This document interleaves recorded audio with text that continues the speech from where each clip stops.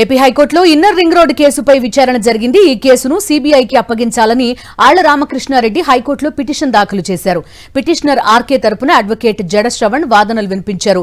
ఈ case investigation అధికారి వేల డాక్యుమెంట్లతో ఛార్జిషీట్ వేశారని, అయితే ప్రభుత్వం మారిన తర్వాత అదే అధికారి ఈ కేసు మిస్టేక్ ఆఫ్ ఫ్యాక్ట్ అని చెప్తున్నారని కోర్టు దృష్టికి తీసుకొచ్చారు.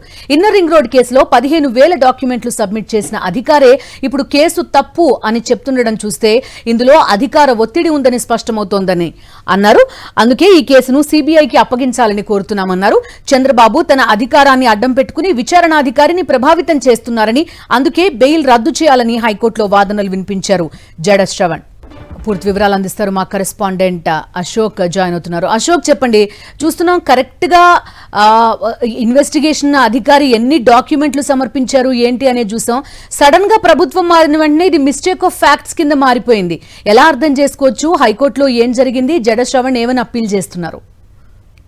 కరెక్ట్ గా ఇదే వాదనలో జడ శ్రవణ్ కూడా హైకోర్టులో వాదనలు వినిపించారు. ఇందులో చాలా స్పష్టంగా Amaravati inner ring road alignment కుంభకోణంలో చంద్రబాబుకు గతంలో 2024లో జనవరిలో హైకోర్టు షరతులతో కూడిన ముందస్తు బెయిల్ ఇచ్చింది. ఆ బెయిల్ ను రద్దు చేయమని, దాంతో పాటుగా సిబిఐ ఈ కేసులో సిబిఐ చేత విచారించేలా ఆదేశాలు ఇవ్వాలంటూ ఆర్కే 2 పిటిషన్లు దాఖలు చేశారు. పూర్తి స్థాయిలో ఇవాళ దానిపైన విచారణ జరిగింది. విచారణ సందర్భంగా ఆర్కే తరఫున జడ శ్రవణ్ కుమార్ వాదనలు వినిపించారు.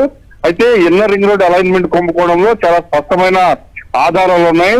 దాదాపు 235 మంది సాక్షులను విచారించారు. అలానే 164 డాక్యుమెంట్లు ఏవైతే ఈ వ్యవహారానికి కుంభకోణానికి సంబంధించిన డాక్యుమెంట్స్ ఉన్నాయో వాటిని పొందుపరిచారు అధికారులు. అయినా సరే అధికారులు ప్రభుత్వం మారగానే మిస్టేక్ ఆఫ్ ఫ్యాక్ట్స్ కింద ఈ కేసును క్లోజ్ చేయడానికి చూస్తున్నారు. ఇది కరెక్ట్ అయిన పద్ధతి కాదు. చాలా స్పష్టమైన సాక్ష్యాలు ఇందులో ఉన్నాయి.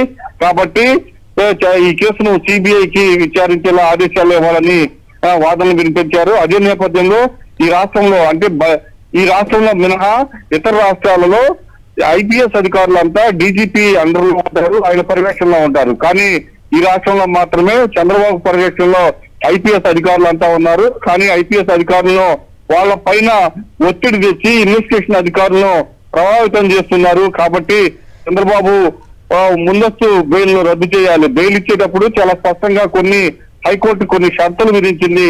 సాక్షులను ప్రభావితం చేయకూడదు, విచారణకు సహకరించాలని. కానీ చంద్రబాబు నాయుడు మాత్రం అధికారులపై ఒత్తిడి తెచ్చి పూర్తి స్థాయిలో ఇది కేసును క్లోజ్ చేయడానికి ప్రయత్నిస్తున్నారు. కాబట్టి ఖచ్చితంగా చంద్రబాబు ముందస్తు బెయిల్ ను రద్దు చేయాలని వాదనలు వినిపించారు. ఇరు పక్షాల వాదనలు పూర్తయ్యాయి.